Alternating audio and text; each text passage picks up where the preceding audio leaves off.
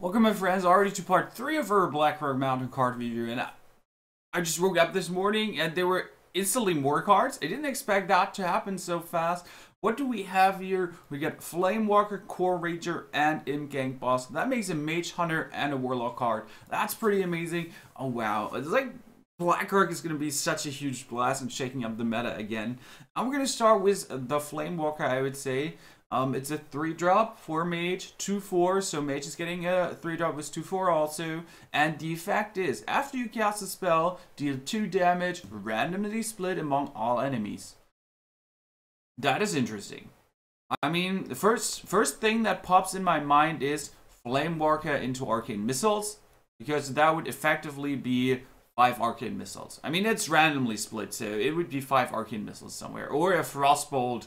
I mean, it's all enemies. So I would say all characters if they're not running. Like, there's no minions in. Should actually hit the hero also. But it's still like possible that you clear boards with it. I mean, Flamewalker into Mirror Images. Also just 2 damage. Just spinning around what you could do. Flame Strike plus 2 damage. So there are things you can do extra damage with. And he's a nice body. I mean, he's a 2/4. In the end, mechs are effectively better. I mean, they can put down a Tinkertown Technician on 3. Let's compare with others. Spider Tank is a 3/4, so that would be okay somewhere.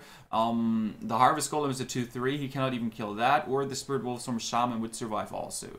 That's kind of the thing. But he has 2 attacks, so he kills most things. It's like a Leog. Leog was a bonus effect. Thing is, the Mage needs...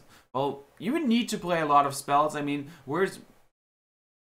you can play a secret, you can play a Coin Flamewalker, play a secret, 2 damage, and then kill something off. I mean, if there's a 2/3 drop or something with 3 HP, a 2 drop with 3 HP, you're probably going to deal 1 damage if you play a spell. But therefore, you always need to play spells to make the Flamewalker useful. I think he's okay, and we will see some decks with him. Against Rush, I think he's better than against something beefy. Because if there's Rush with a lot of 1/1, someone Implosions, and you play the Flamewalker plus Arcane Missiles, as we said, or Flamewalker plus Arcane Explosion, this is also interesting. With the Arcane Explosion, everyone gets 1 damage, and then 2 damage split again. You can kill Stealth Minion with that also. So there are some synergies you're going to see with the Flamewalker. Oh, but usefulness is okay. I don't think it will be that great of a card. I will definitely try to build something with it. We don't know what the second Mage card is going to be, so let's wait for that. But it's definitely an interesting one. Let's head over to the Core Rager. There is Battle Cry. It's a 4-drop with 4/4. It's a beast, obviously.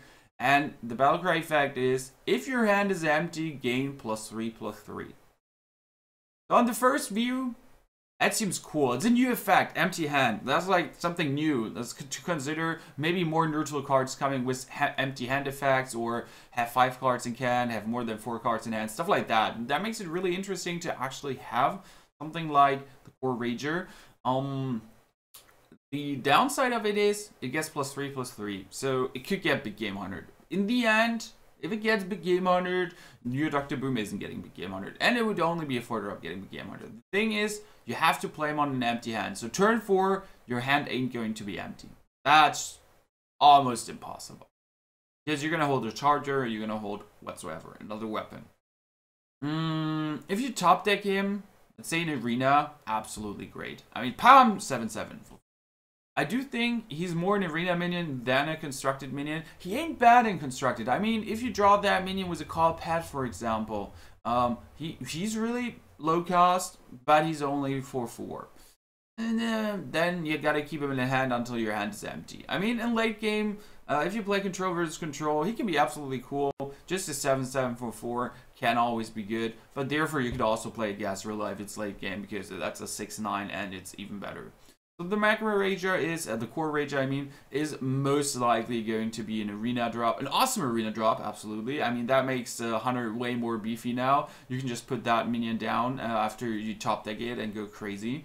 But in Constructed, I don't see the usefulness. It dies against Yetis and stuff, so turn 4. I mean, it can get Huntmaster, don't get me wrong, 6/6. But therefore, you could also play, you get a Huffer, you get a Misha. You could play Iron for Grizzly, which costs 3, is a 3/3. Doesn't need that battle cry effect. I don't know. Like for 4, it seems a bit odd. It gets killed by a Shredder, and the Shredder gets resummoned, so rather play a Shredder than the Core Rager. That's just my take on this card. But the next one is going to be the Imp Gang boss, which sounds just like super awesome. I mean, it's the Imp Gang boss. He's his own Imp Gang. It's a 3-drop, also a 2/4, so now we get a complete, everyone gets his 2/4 drop. Whenever this minion takes damage, summon a 1/1 imp. Keep in mind, and there it goes interesting. First thought, this guy is a demon. There is Demon Heart. There is the 2 spell that buffs it +2/+2. So you could make it a 4/6 on turn 4. Easy. You can make it a 7/9. Is a coin. Turn 4. Also. And keep in mind, he summons 1/1 imps. Imps are demons. Demons get buffed by Mal'Ganis. Why are we making Demon Lock even stronger? I don't know. That's pretty odd. But why are we making Demon Lock even stronger? Wow. Okay, the Imp Gang boss is a really nice drop. I mean, you can put him on turn 3, then the Void Caller afterwards, Pam Mal'Ganis, and get wrecked, son. I mean, Mal'Ganis would make him a 4/6 perfect trader. So you can go turn 1 Voidwalker, turn 2 Mistress of Pain, turn 3 into Imp Gang boss, turn 4 into Void Caller. Only demons played into Mal'Ganis. Pazam! Board wrecked.